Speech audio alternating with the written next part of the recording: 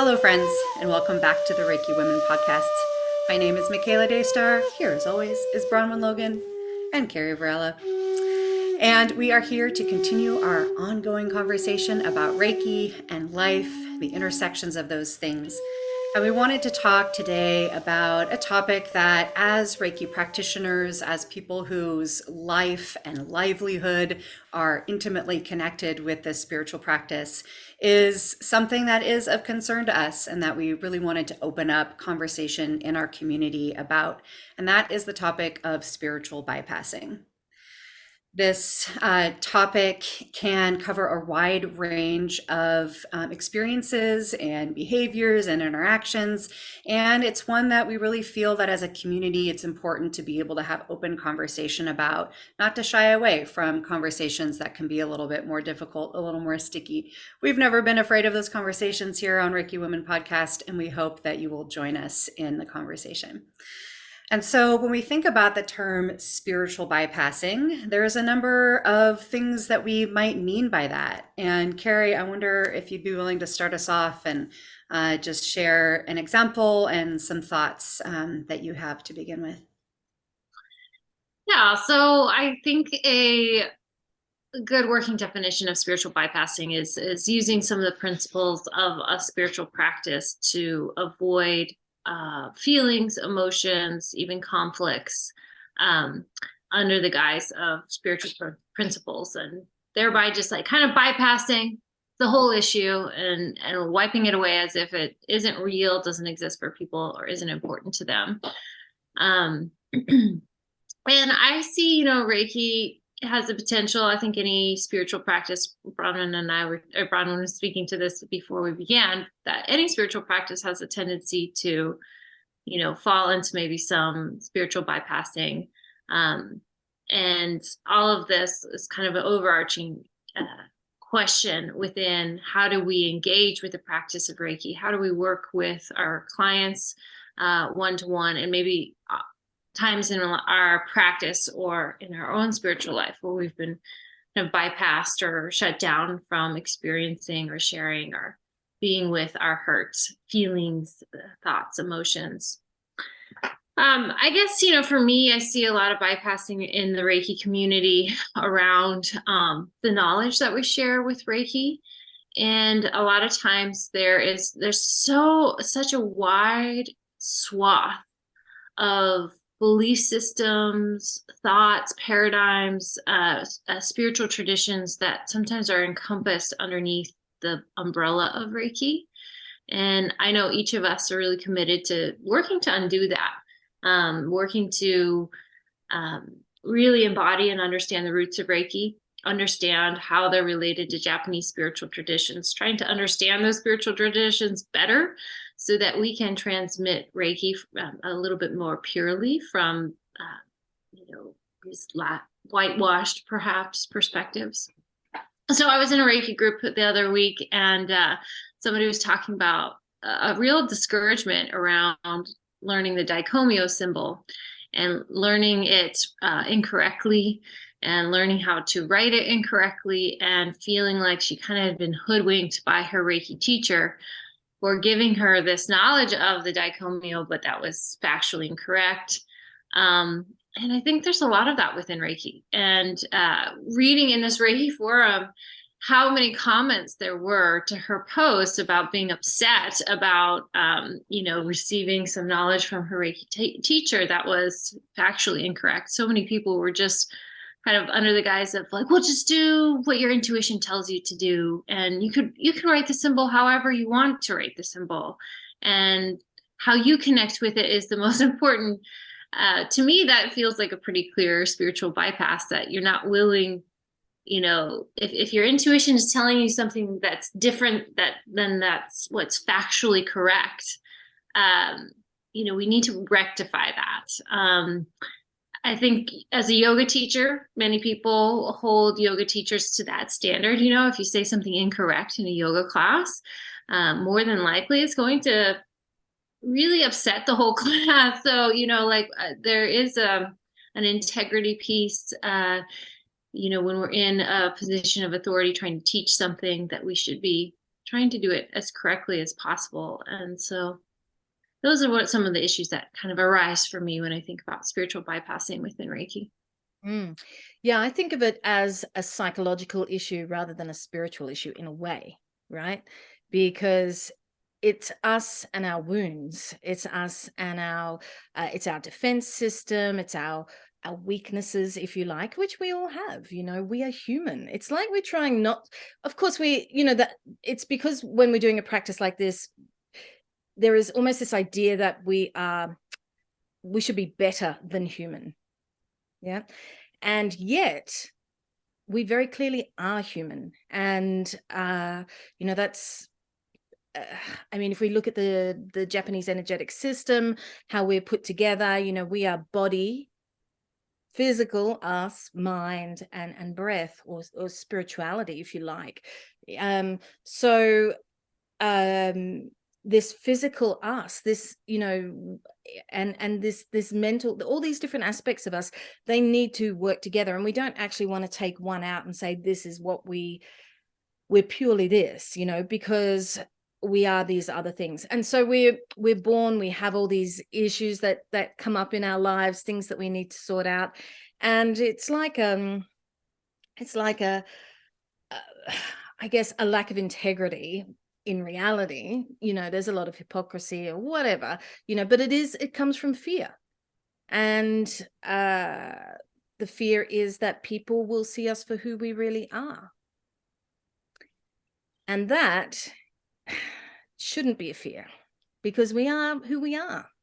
And, I'm sure we've all had those experiences where we've thought, especially as teacher, you're trying to set a role model, and you think something that is inappropriate or whatever, right? And you think, oh, I can't think that, I can't be that, because that would be inappropriate, right? Well, maybe it would be, maybe don't say it, whatever. But what I'm saying is that we need to be aware of those things inside of ourselves, and instead of bypassing them, and pretending to be something that we're not, we actually need to deal with those things and look at ourselves and look at why we might think that or do that, and use the practices of the system of Reiki to support us. Yeah, absolutely. Yeah, Bronwen, I love that you point out that spiritual bypassing is more of a psychological and in some cases an interpersonal issue than a spiritual one. And, it's that mindset that our spiritual practice should and can kind of remove us from our problems, remove us from our past, remove us from our traumas, remove us from the dirty, mucky work that we might need to be doing inside of ourselves and that we might need to be doing inside of our communities. We can spiritually bypass ourselves. We can spiritually bypass another person. We can spiritually bypass a whole culture, as Carrie was pointing out earlier. And all of those things have significant ramifications, in the spiritual, but also in the day-to-day world. I've run into a lot of conversations where, the perspective is clearly that a spiritual practice such as Reiki, usually that's the context that the conversation is in, really is there to put us on a higher plane of existence in a certain sense. Whereas for my way of thinking, Reiki is there to put me into deeper touch with my plane of existence and to allow me to be fortified in walking through the healing process that I need to do, which includes looking at really difficult parts of myself, of my history, and to really, wrestling with those things in an honest way, and to come through that, having really looked at myself, learned myself more, including the parts that I might rather not look at. And what I find is that if we're unable to look at ourselves that way, there are serious ramifications with how we're going to interact with others. Firstly, as you were, I think, implying, Bronwen, we might present ourselves to others as being, somehow in a state of purity or beyond reproach because we have this spiritual practice. And that can lead to all kinds of disingenuous behavior, right up to actively deceiving people, actively, manipulating people and so on. But even not in those extreme forms, if we're presenting ourselves as something that we're not because we're not willing to look at that, then we can't really be in honest relationship with folks. The place that I tend to see this actively the most is when I'm talking with folks, kind of in open groups about my work with trauma-informed Reiki and the cultivating a trauma-informed Reiki practice that I teach. Because part of taking on that perspective and that viewpoint that we should and can be trauma-informed in our approach requires us to acknowledge that the way in which we practice Reiki, like anything else, any other human endeavor, has the potential to cause harm. And that other people may or may not tell us about that harm. They might just experience it and go away from us or continue to experience it. But that when we are made aware of that harm, we're really required to make adjustments. And that we can make adjustment to how we practice the system of Reiki on the front end to try to minimize that harm. And just that beginning part of the conversation, without even getting into how do we do that and what might we want to pay attention to, there's inevitably folks who will push back on the idea that we as Reiki practitioners can cause harm unknowingly or knowingly in our sessions. And I often will get versions of the comment that Reiki can cause no harm, which Reiki as a phenomenon in the world, Reiki as an energy of life, can cause no harm. But we use that phrase synonymously to talk about the system of practice, which is a human endeavor carried out by humans, oftentimes with other humans. And in any human endeavor carried out amongst humans, there is the potential for us to do something, that causes harm, right? Sometimes through absolutely no fault of our own, but through just not understanding another person's perspective or needs or the things that might upset them, or by disregarding those needs, right? Or not educating ourselves in what might be problematic for other people. This happens a lot cross-culturally and cross-racially. If we're not willing to kind of humble ourselves and really pay attention to, ways of being that might not be appropriate or respectful to other groups of people, we absolutely can cause harm. And if we're in a mindset that our spiritual practice makes us immune to that and somehow allows us to operate as humans in the world in a way that's beyond reproach, as if we are all enlightened because we have been attuned to Reiki 2 and 3, then we are really opening ourselves and others up to unintentional harm at worst, but at the least, just an ignoring of the realities of life in a way that really hinders our growth personally and collectively. So, it shows up in a lot of really subtle ways, but sometimes there's these really clear examples that we can point to. And I think it's really useful to have these conversations about them when we see them. So as I was, I thought all of that is just really so intelligent, Michaela. I think both of you are some of the most intelligent women I know. I always learn so much from you. This week, actually, I've been listening to your audiobook, Bronwen, The Japanese Art of Reiki, and your voice is incredible, by the way. This whole book is just like, you're just so smoothly written, and these incredible concepts and incredible depth that you've done to, investigate the roots of Reiki is such a gift to us all. But it has me thinking, about Buddhism in particular, and just one of the fundamental tenets of Buddhism is that suffering, the root of suffering is ignorance. Mm. And so it's an ignorance from this perspective on Buddhism is actually ignorance of ourself, an ignorance in our ego, our ego state, thinking of ourselves as isolated or not connected to the world around us. And that when we're kind of in our ego state, a suffering state, we're really just connected to ourselves and what's going on in our world, and not really able to see that bigger picture of how we're interrelated, interconnected, and that sense of self inside of me is actually connected to a sense of self and all things. And to me, that kind of speaks a lot to the spiritual bypassing that you both are speaking to as well, is that, at the core of the system of Reiki, if we were seeking to understand ourselves better, that's where we get to really look at ourselves and look at our own implicit biases, our own ways of thinking about the world, our own even mistakes and ways which we may have unintentionally caused harm, and seeking to undo that, or seeking to do better. And I think sometimes when we don't allow ourselves to be human, and we kind of take the bait and use these spiritual practices to try to elevate ourselves from those feelings of our mistakes, or moments where we didn't get it right.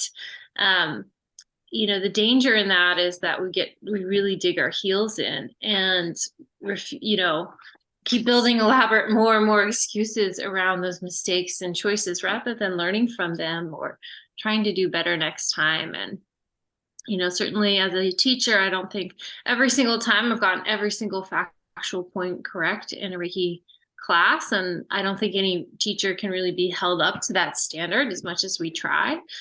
So that's also this right relationship with the teacher or the student as well, is that they're also an active part of their learning process, and continuing to fill the gaps of, when they don't have the information that they need to keep doing the research, and supporting, we support each other by doing that.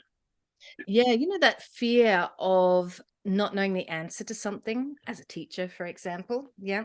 A lot of people have a lot of fear around that. And I well, now I feel like I'm bragging, but anyway, whatever.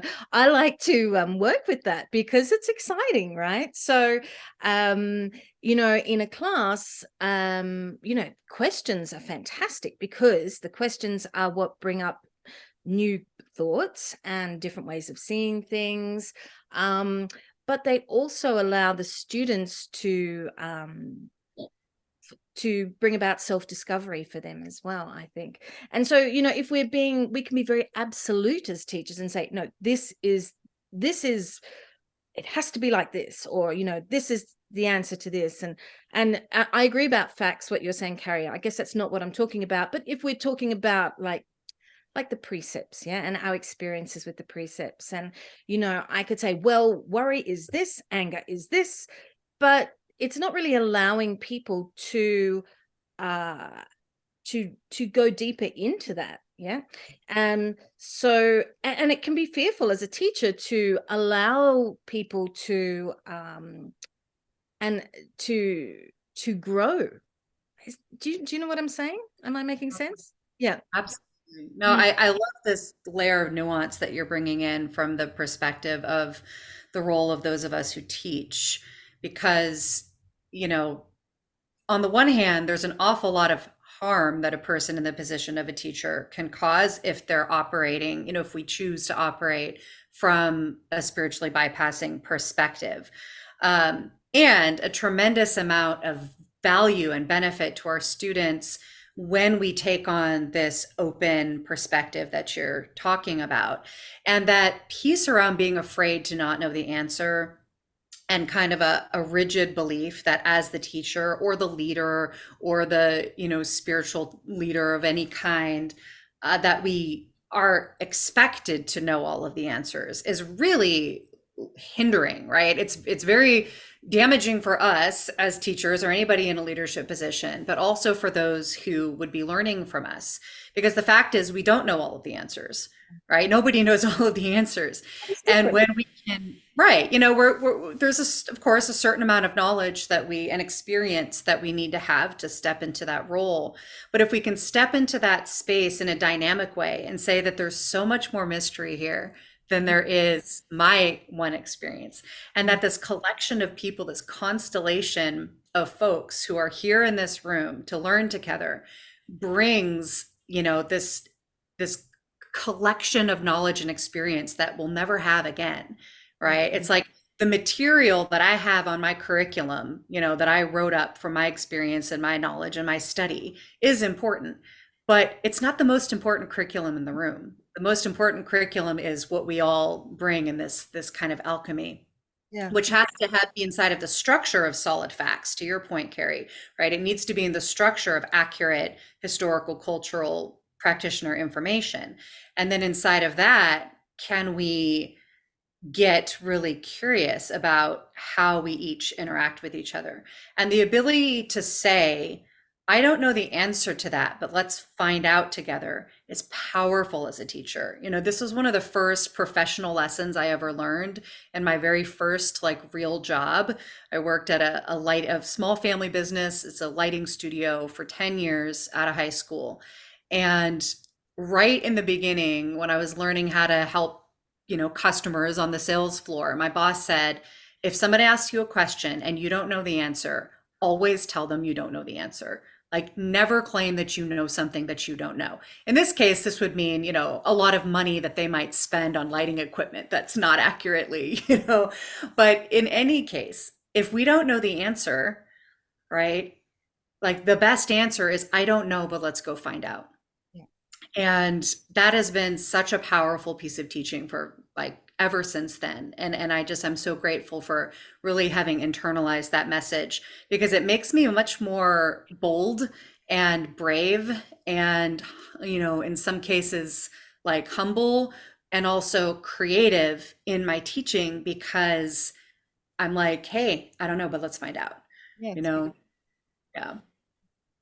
Hey, I actually have a book recommendation, which I read when I first started the system of Reiki, and it's a book by a Buddhist teacher, and it's called Cutting Through Spiritual Materialism. And the teacher is Chögyam Trungpa, and there's someone knocking on my door.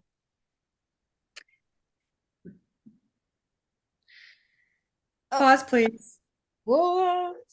Pardon us, listeners. Oh. Brother?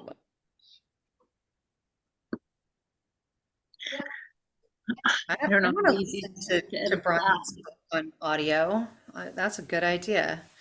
Oh my gosh, her voice on audio, it was, because I listen to a lot of books on audio because just easier for me, and with my kiddos at this age, they're just impossible to read a book. We But use Audible.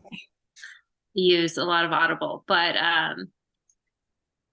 oh, it was so awesome to hear. A lot of times there's the worst readers on Audible.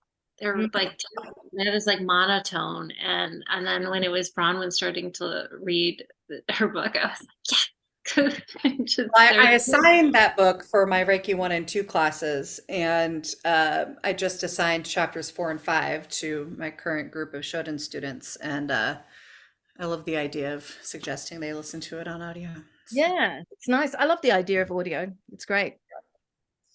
All right. Do you remember where you were? So I was recommending this book by Chögyam Trungpa. And the idea of spiritual materialism, I thought, was very much in line with this idea of spiritual bypassing. And well, yes, anyway, Chögyam Trungpa actually got up to a lot of, can I say bad stuff? Anyway, he was a great teacher, but he was someone who was very human. And the book Spiritual Materialism, this idea that we are always trying to, once again, sort of pretend we're not human and take on this idea of, being so perfect and when we're not. And his book is about how to cut through that and really get back to being who we really are and look at our weaknesses and instead work on them rather than taking on being this, enlightened, false enlightened being. So that's a book that I would recommend. And I also wanted to just give a little quote that I found that I thought was quite beautiful. And it's by the guy who coined the term spiritual bypassing in the 1980s. And his name was John Welwood. And he was a Buddhist and a psychotherapist. And he said, we're not just humans learning to become Buddhas, but also Buddhas waking up in human form, learning to become fully human. And these two tracks of development can mutually enrich each other. And I thought that was really beautiful, because it's sometimes we only see it as this idea, to become a Buddha, but we are already a Buddha, right? So we've got to learn to live and be us. Yeah. Oh, I love that. That's really beautiful. So, what would we recommend for folks listening who might, might recognize some of the things that we're talking about, either in things they've experienced or things that they've witnessed, some things that they might have noticed inside of themselves, right? How might we think about shifting the dynamics of spiritual bypassing, whether we're talking about the way we might bypass ourselves or others? What can we do about this so that we can operate in more effectiveness and integrity around this? Well, Carrie, Go ahead. Perfect, Carrie. Oh, okay. Well, I think personal responsibility is a big part of it, and just that willingness to be soft and kind and compassionate to ourselves, even if we've made mistakes. To do what we can to rectify those mistakes, if relevant, if possible. Trying our best to do better next time. I think sometimes, all of the things that you said, you all have said, you and Michaela. Michaela's saying something about, being willing to be wrong, of not knowing, and especially in places where we might hold ourselves to a higher level of responsibility, still adapting that kind of humankind response, I think is really important. But I also think working hard to do better when we can. And, if you can do better, then you should. And within the community of Reiki, I think also those of us who maybe know better, like the other thing that was really irking me the other day was that this linking of all of the symbols of Reiki to random archangels. And this is like very common within Reiki. And it's like, oh, Daikomyo, this is related to Angel Michael. But if you studied Reiki to the depth that we have, we know that actually those symbols are directly related to Japanese deities. It's and Kudomyo. yeah, so in that sense, I think that there's also this kind of policing, vocalizing and sharing in a kind and respectful way, a deeper point of view, a more accurate point of view, and putting those thoughts in writing, just for the benefit of everybody, so that we can kind of cut through the ignorance, cut through the factual mistakes. And of course, if we are factually incorrect about something and can't work to undo it, the main thing we can do is just not continuing to perpetuate that myth. So those are the things that I've been trying to do.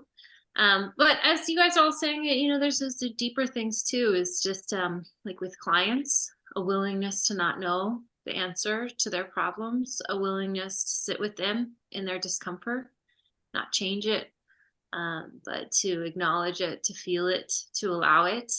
All those things I think are something that I'm really working on. And some days I can do it well, and other days I succumb to that feeling of discomfort and wanting to fix people, wanting to help them.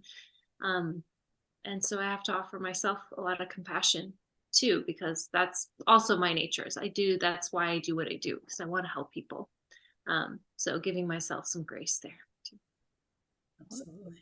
Well, yeah, I mean, some of the things that I thought about, one was having a mentor of some sort. And, that's a pretty standard sort of practice in therapy, if you're a therapist, that you have a mentor, and we haven't really followed through with that in the system of Reiki. And I think it'd be really helpful, especially for that idea that, the problems are psychological in nature. So it's something that we can talk about and think about with someone else. I mean, for me, sitting with you guys here and talking each week has been actually a nice little mentoring group as well. I think we can find it in all sorts of ways. We can discuss things without there being, fear or anxiety, and hopefully there's honesty, and admitting once again that we don't know the answers, but being able to work through things. Listening is a good one, right? So not doing this absolute thing that I was talking about before. If we don't know, going into that mode of, well, it has to be this because otherwise I don't know anything, instead listening to other people, what they have to say. In reality, I think all of this, what I'm saying here, has to do with other people. And we are humans. Humans are gregarious. We need to be with others. It is a part of our nature. So learning to live with others, be with others, understand each other, have empathy, carry compassion. You said that's such an enormous thing. And I love that you started with the self.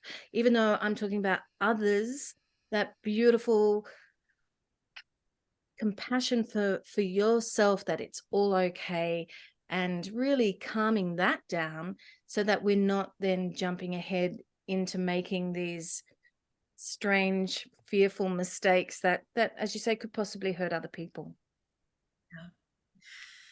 Yeah, and I think for me, I really appreciate the emphasis that you put on the role of fear in spiritual bypassing and discomfort, right? And so when we have that fear of either looking really closely at ourselves, fear of doing something wrong or of disappointing people or not, being in the right, any of those fears can prompt us to behave in the ways that we've been talking about. And not being able to tolerate the discomfort of not knowing, the discomfort of not having the answer, the discomfort of being with somebody who's, having a really hard time, and just allowing them to be experiencing what they are without trying to minimize it, right? Because that's another form of spiritual bypassing. If someone's, bringing their pain to you and you're saying, hey, it's fine, it's not that bad, just be happy, look at the positive, kind of these sorts of phrases that minimize what a person is experiencing rather than really being able to be with it for ourselves as well, right? We do this to ourselves and we do this to other people. I'm not willing to be with the discomfort of simply being with what is so just for today in this moment. And so, two foundational practices from the system of Reiki that have really made a huge impact on my ability to be with discomfort and to be with any fears that come up. One is our foundational breathing practice of Joshin Kokyoho that allows us to really embody that sensation of having a firm, stable foundation, that no matter what disruption comes in the form of fear, the form of discomfort, of not knowing, I can feel myself to be stable and grounded, even if I'm being buffeted around by these winds. Joshin Kokyo has a huge impact on that sensation of embodied groundedness. And then working with the precept just for today, I worry not, I fear not, really, being with that precept, especially when we're in that state of fear, or if we've had an experience where we feel like we have to pretend that we know the answer when we don't, or just any of these experiences that we're talking about, to just spend some time in real honest reflection about whatever it is that's present for us when we think about just for today, I worry not. What are the thoughts that come, the feelings, the sensations in our body, what memories come forward? What things from our past come forward that might help us to understand why we are feeling so much fear around this situation. And then how can we bring ourselves in right relationship with that feeling just for today, right in this moment? Again, powerful, simple, foundational practice from the system of Reiki that directly confronts, any need that we might have to bypass the challenge, the difficulty, the discomfort of what's right in front of us. And I think that we owe ourselves that work. We owe others that work. Carrie, you mentioned self-responsibility. This is a huge, huge, huge thing for anybody who's going to step into the role of a practitioner, a leader, a teacher of any kind, but particularly in the realm of spirituality, when there's so much trust that others put in us, to be able to take the responsibility to do that work, to get ourselves grounded and clear, so that we can, show up as clean and clear as we can and take responsibility when we make mistakes, or when we don't know the answer. And it's those simplest practices that can have the biggest impact on how we move through the world. Mm. Good. Well, friends, go ahead.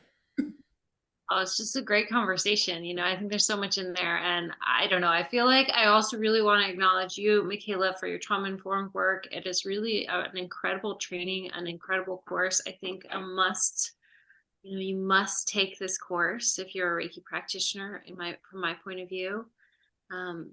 Well, then I must inform the public that the next one is coming up in March. And and we don't usually get super self-promoting on this podcast, but I will mention that the next trauma-informed Reiki class is coming up in March. And if any of you listening wish to take it, reach out to me. I'd be happy to share a discount code with you to register.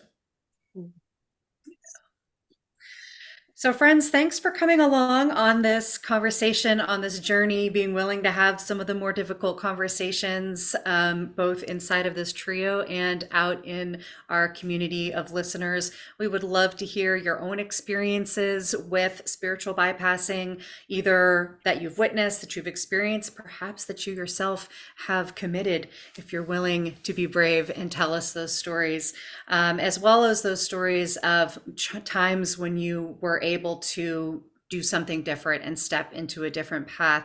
We would love to continue the conversation in the comments. And if there's spaces that you think would benefit from this conversation, please do share this podcast with them. It's one of the very best ways that you can support what we're up to here on Reiki Women Podcasts. And until next week, thank you so much for being with us. We love you. We will talk to you next week. Bye. Bye.